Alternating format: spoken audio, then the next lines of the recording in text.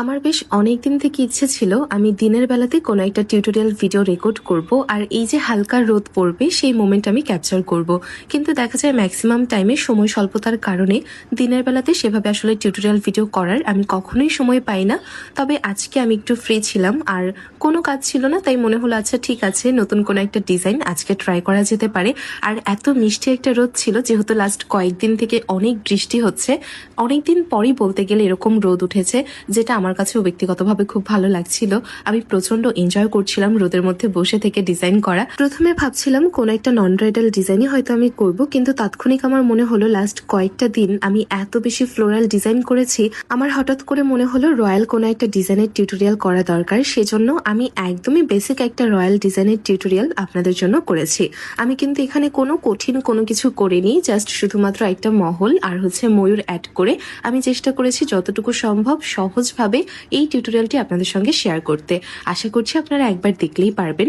প্রথমে আমি হচ্ছে এখানে ভেতরের যেই কাজগুলো সেটা খুবই আস্তে ধীরে করছিলাম।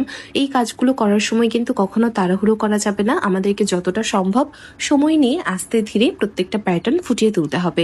দেখা যায় আমরা যখন খুব কাছাকাছি করে ছোট ছোট ইন্ট্রিকেট প্যাটার্ন করি তখন কিন্তু একটা প্যাটার্ন আরেকটা প্যাটার্নের সঙ্গে লেগে যাওয়ার খুবই সম্ভাবনা থাকে। সেজন্যই আমি বলছি যে আমরা এই কাজটা যখন করব তখন চেষ্টা করব যতটুকু সম্ভব সময় নিয়ে আস্তে ধীরে করতে। তবে সবকিছু হয়তো পারফেক্ট তো কোনোদিনও আমার হয় না, কিছু না কিছু একটা প্রবলেম থাকবেই। সেদিনটায় আমার বোনের আসলে কোচিং এ যাওয়ার টাইম হয়ে গিয়েছিল, সেজন্য ওর একটু তাড়া ছিল, আমাকে বারবার বলছিল আপু একটু তাড়াতাড়ি করতে হবে, আমার কিন্তু লেট হয়ে যাবে। যে কারণে আমি আসলে যেমনটা ভাবছিলাম, আমি যেইটাই ডিজাইন করতে চাচ্ছিলাম তেমন ভাবে করতে পারিনি। তাড়াহুড়োর কারণে দেখা যাচ্ছে সেই ডিজাইনটার হয়তো 50% আমি ফুটিয়ে তুলতে পারিনি। আমি খুব করে চাচ্ছিলাম অনেক বেশি ইন্ট্রিকেট একটা ডিজাইন আপনাদের সঙ্গে শেয়ার করব, কিন্তু ওই যে তাড়াহুড়োর কারণে আসলে হয়ে ওঠেনি।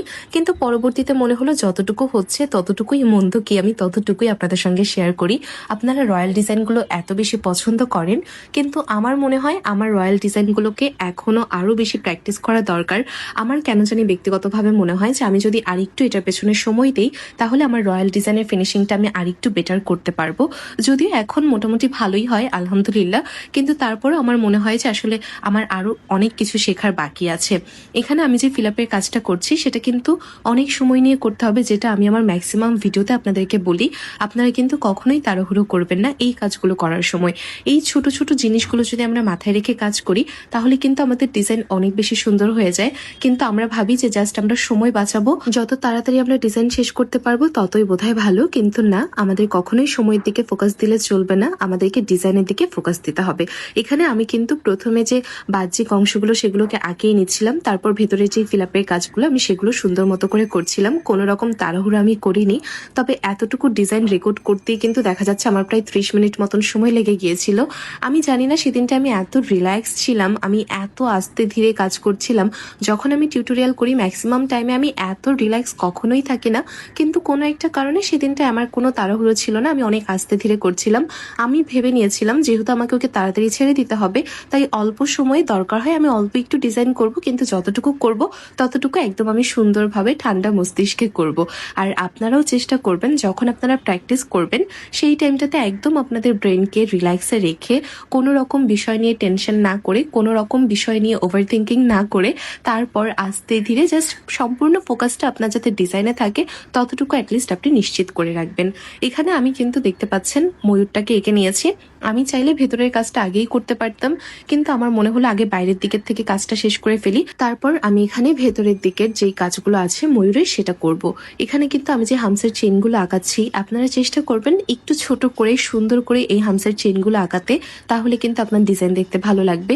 অনেকেই যেটি করেন অনেক শক্ত একটা পেস্টের মেহেদি ব্যবহার করেন, তারপর দেখা যাচ্ছে কোনো ডিজাইন খুব স্মুথলি আপনি করতে পারেন না, অনেক বেশি হ্যাসেল আপনাদেরকে পোহাতে হয়, আর দেখা যাচ্ছে ডিজাইনটা দেখতেও ভালো লাগে না। মেহেদিটা যখন ছিঁড়ে ছিঁড়ে আপনার কোণ থেকে বের হয় তখন কিন্তু ডিজাইনের ফিনিশিং অটোমেটিক্যালি নষ্ট হয়ে যায়।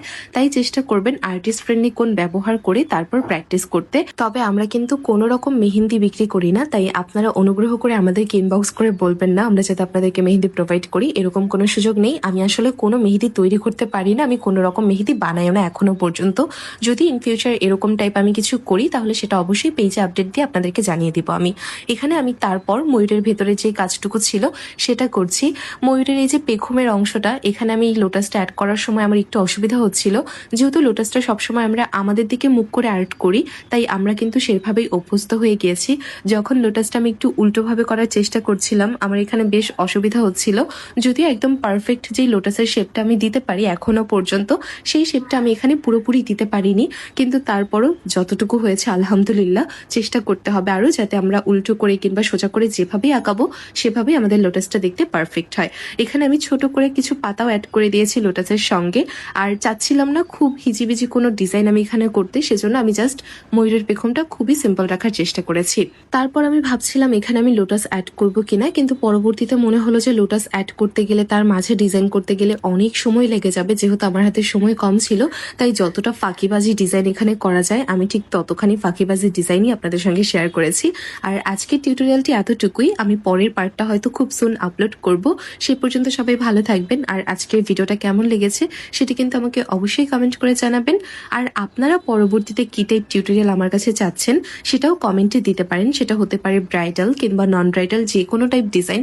আমি চেষ্টা করব আমার ফ্রি টাইমটাতে যতটুকু সম্ভব সহজ করে সেই ডিজাইনগুলোর টিউটোরিয়াল আপনাদের সঙ্গে শেয়ার করতে।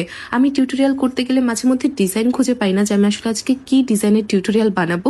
সেজন্য আপনারা যে সকল ডিজাইনের টিউটোরিয়াল চাচ্ছেন সেটি আমাকে কমেন্ট বক্সে দিতে পারেন। আমি চেষ্টা করব সেই টাইপ ডিজাইনগুলো আপনাদের সঙ্গে শেয়ার করতে ইনশাল্লাহ।